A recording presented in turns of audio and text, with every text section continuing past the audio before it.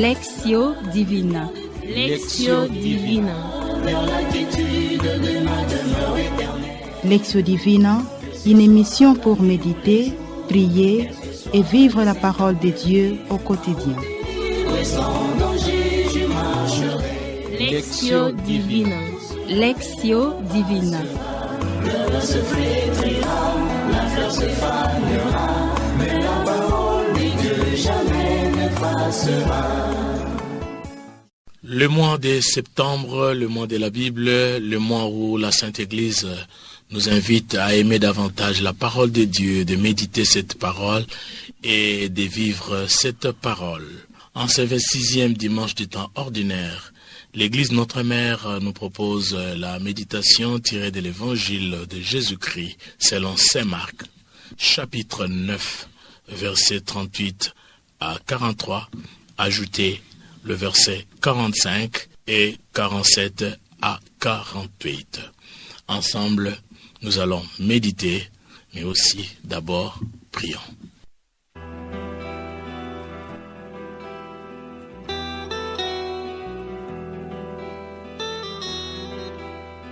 Esprit de feu, souffle du Dieu très haut et donateur de vie. Par ta puissance, viens saisir nos cœurs, viens nous recréer. Viens Esprit très saint, toi qui emplis tout l'univers. Viens en nos cœurs, viens Esprit du Seigneur, viens nous t'attendons. Viens Esprit très saint, toi qui emplis tout l'univers. Viens, les joies du royaume qui vient. Toi qui connais les mystères de Dieu, esprit de vérité, enseigne-nous, viens et demeure-en-nous, viens nous éclairer. Après cette prière, chers auditeurs, chères auditrices, mettons-nous à la disposition à une attitude réellement de prière qui nous permet d'intérioriser cette parole, mais surtout de la méditer et ainsi de partager ça avec la communauté. Ainsi, nous vous invitons à l'écoute de la lecture de la parole de Dieu. Évangile de Jésus-Christ selon saint Marc, chapitre 9, versets 38 à 43, ajouté 45, versets 47 à 48. À ce temps-là, Jean, l'un des 12, disait à Jésus, « Maître, nous avons vu quelqu'un expulser les démons en ton nom. Nous l'en avons empêché, car il n'est pas de ceux qui nous suivent. » Jésus répondit, « Ne l'en empêchez pas, car celui qui fait un miracle en mon nom ne peut pas aussitôt après mal parler de moi. Celui qui n'est pas contre nous est pour nous. Et celui qui vous donnera un verre d'eau au nom de votre appartenance au Christ, Amen, je vous le dis, il ne restera pas sans récompense. Celui qui est un scandale, une occasion de chute pour un seul de ces petits qui croient en moi, mieux vaudrait pour lui qu'on lui attache au cou une de ces meules que tournent les ânes et qu'on les jette à la mer. Et si ta main est pour toi une occasion de chute, coupe-la. Mieux vaut pour toi entrer manchot dans la vie éternelle que de t'en aller dans la géhenne avec tes deux mains, là où le feu ne s'éteint pas. Si ton pied est pour toi une occasion de chute, coupe-le.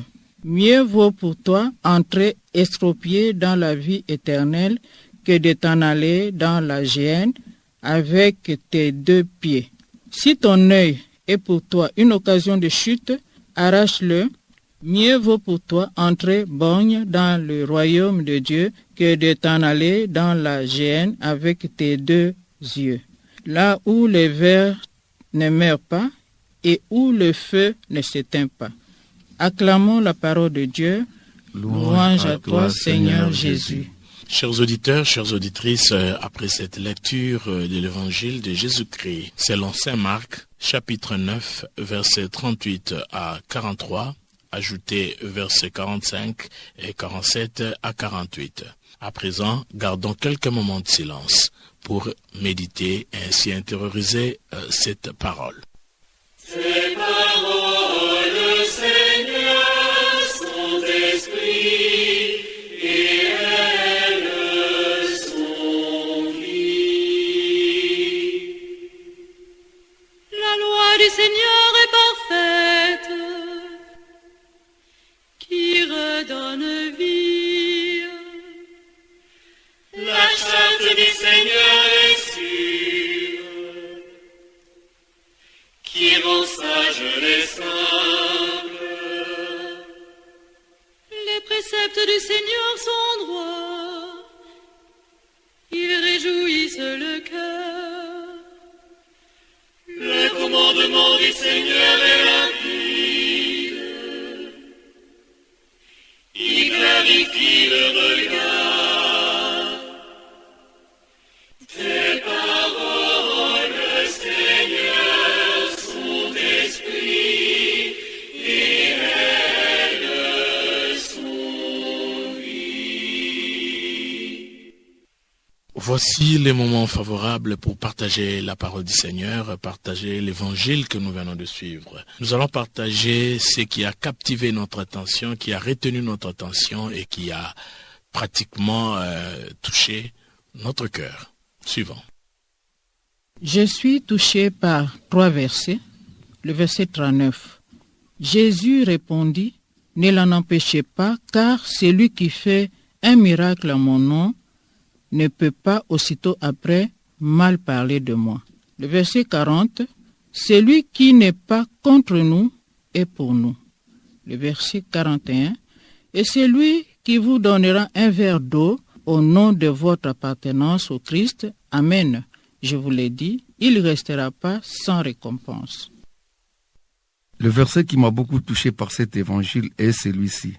Ne l'empêchez pas, car celui qui fait un miracle à mon nom ne peut pas aussitôt après mal parler de moi. Après la lecture minutieuse de l'évangile, je suis profondément touché par 2 versets et demi.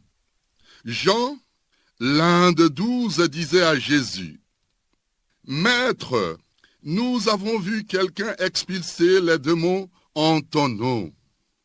Nous l'en avons empêché, car il n'est pas de ceux qui nous suivent. » Jésus répondit, « Ne l'empêchez pas, car celui qui fait un miracle en mon nom ne peut pas, aussitôt après, mal parler de moi. Celui qui n'est pas contre nous est pour nous. » Après ces moments de partage, nous allons passer à notre deuxième phase. Chers auditeurs, chères auditrices, qu'est-ce que le Seigneur nous dit à travers cet évangile? Quel est le message qui nous est adressé par cet évangile? Quelle est la leçon que le Seigneur nous enseigne dans cette méditation? Jésus nous fait comprendre que parmi ceux qui le suivent, il y a la rivalité des disciples, il y a des hommes qui croient en lui et travaillent avec lui. Cela explique que l'Esprit de Dieu souffle sur qui il veut. En poussant ma réflexion, je pense qu'il n'y a pas de raison valable de se faire du mal quand on est tous chrétiens derrière un seul homme qui s'appelle Jésus. Tout simplement parce que nous partageons le repas du Seigneur, chacun à sa façon, et qui nous rassemble à la table de son royaume. C'est vrai qu'il y a des gens dont leur façon d'aimer le Christ bouscule de fois l'ordre établi. Jésus lui-même a dit, « L'Esprit travaille aussi hors de la communauté ecclésiale. » La parole de Dieu dit, « C'est lui qui vous donnera un verre d'eau au nom de votre appartenance au Christ. Amen. Je vous le dis, il ne restera pas sans récompense. » Je conclus en disant, « Heureux sont ceux qui annoncent la bonne nouvelle de Jésus-Christ qui lutte contre le mal sans se soucier de l'opinion commune. La réaction faite par Jean, l'un des 12, remonte à l'Ancien Testament, au livre des Nombres, par rapport aux 2 anciens établis par Moïse, pour le seconder dans la conduite du peuple, était resté dans le camp au lieu de se rendre à l'attente de la rencontre, lieu habituel des manifestations du Seigneur. Or, voici que eux aussi, remplis de l'esprit, se mettent à prophétiser. Intolérable, fais-les taire, dit Josué à Moïse, qui lui a répondu. Pas question, il faut plutôt admirer la souveraine liberté de Dieu que rien ne peut entraver. Avec moi, appelez de vos vœux le jour où tous, sans distinction, deviendront prophètes. Quiconque exerce la charité et la miséricorde aura sa récompense. C'est bien plutôt la manière de me conduire qui doit être le critère ultime de l'authenticité de la foi et de l'appartenance au Christ. C'est ainsi que je dois me libérer moi-même de tout ce qui peut être occasion de chute pour les autres. Je dois devenir modèle si je désire changer ma société, ma famille, ma communauté religieuse, mon pays et pourquoi pas ma région et le monde entier. Car la gloire de Dieu, disait saint Irénée, c'est l'homme debout, l'homme en action. Jésus dit ceci, celui qui donnera un verre d'eau au nom de votre appartenance au Christ, je vous le dis, il ne restera pas sans récompense. Je pense bien aussi agir au nom de Jésus si ce n'est pas toujours avec des choses éclatantes. Ce sont des gestes de la vie ordinaire. Mon appartenance au Christ n'est pas une fantaisie, mais elle est ma vie. Je peux affirmer sans orgueil et avec humilité que j'agis au nom de Jésus parce que j'ai laissé prendre toute la place de Jésus. Au contraire, cela j'enfouis dans le cœur du Christ miséricordieux. Comment je peux avoir un cœur semblable à celui du Christ miséricordieux? Il est nécessaire que je puisse acquérir une liberté intérieure qui me permet d'entrer dans ces sentiments. Alors, je chemine vers une liberté intérieure de plus en plus grande que je passe par des renoncements difficiles. Bien sûr, dans leur expression imagée, je donne le ton, celui d'une volonté ferme de suivre Jésus, d'être à son écoute avant tout. Maintenant, je veux arriver à progresser sur le chemin de mon union avec le Christ. La prière est une vie privilégiée, me recueillir parfois en privé, soit en groupe autour de la parole de Dieu, nourrit notre proximité avec Jésus. La prière me permet ainsi d'entendre dans mon cœur les inspirations que Jésus lui-même y met. Nous voici à la 3e étape de notre Lectio Divina. La 3e étape, chers auditeurs, chères auditrices, c'est l'étape où nous donnons la réponse à la parole du Seigneur. Voici les moments où nous devons répondre à l'invitation de Dieu. Et nous répondons à Dieu à travers de notre prière. Prions ensemble. Je viens vers toi te demander de l'aide afin que ma vie intérieure soit nourrie de bonnes décisions pour porter la lumière à ceux qui tournent vers les autres. Amen. Seigneur Jésus-Christ, puisse ta parole travailler le cœur de ceux qui l'accueillent pour que la liberté créatrice de ton esprit, nous puissions être convertis et resserre en nous le lien qui nous unisse à toi, notre Sauveur. Amen. Ô Seigneur Jésus, le Rédempteur du monde, augmente à moi la foi. Fais en sorte que, sous la mouvance du Saint-Esprit, que je puisse imiter ton regard, ce regard compatissant, ce regard miséricordieux. Donne-moi, Seigneur, un cœur nouveau, mais à moi, Seigneur, un esprit nouveau qui accepte les dons que tu as donnés aux membres des autres églises pour le bien des hommes et pour ta plus grande gloire, car tu es le maître de temps et des circonstances, et tu veux le salut de tous les êtres humains, ainsi soit-il. Chers auditeurs, chères auditrices, quelle joie de partager la parole du Seigneur, quelle joie d'écouter Jésus à travers ces textes de méditation. Voilà un moment d'incompréhension entre les apôtres, un moment d'intolérance. Les apôtres pensent qu'ils ont le monopole de lutte contre le mal et le monopole de la propagation du royaume de Dieu. Voilà comment Jésus le confond en disant que celui qui n'est pas contre nous est pour nous. Ce qui compte pour Jésus, ce n'est pas l'appartenance juridique à un groupe, mais plutôt la relation d'intimité entre nous et Jésus. C'est comme ça que tous ceux qui travaillent pour la cause du Seigneur, ceux qui travaillent pour le royaume de Dieu, sont avec lui. Et alors, par ricochet, nous tous, nous exerçons la même mission. C'est pourquoi cette méditation d'aujourd'hui nous interpelle sur la manière de vivre en disciples de Jésus. Les disciples qui accordent leur attention sur la mission, mais aussi sur leur façon d'être, d'éviter les scandales et ainsi être ceux qui sont prêts à renoncer à tout ce qui les empêche d'accomplir correctement la mission, mais à tout ce qui les empêche à vivre un vrai fils de Dieu.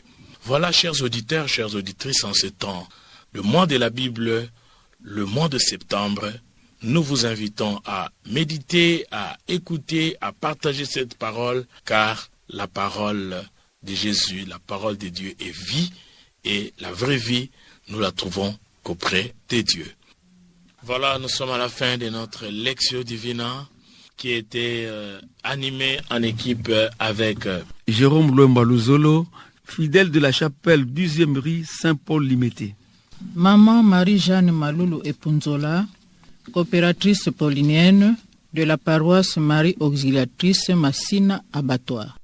Je m'appelle Maître Bwende Bokutu Exupéry, coopérateur paulinien de la Société missionnaire de Saint-Paul. Et je suis également vice-président de la Colcab. Je suis de la paroisse Saint-Raphaël.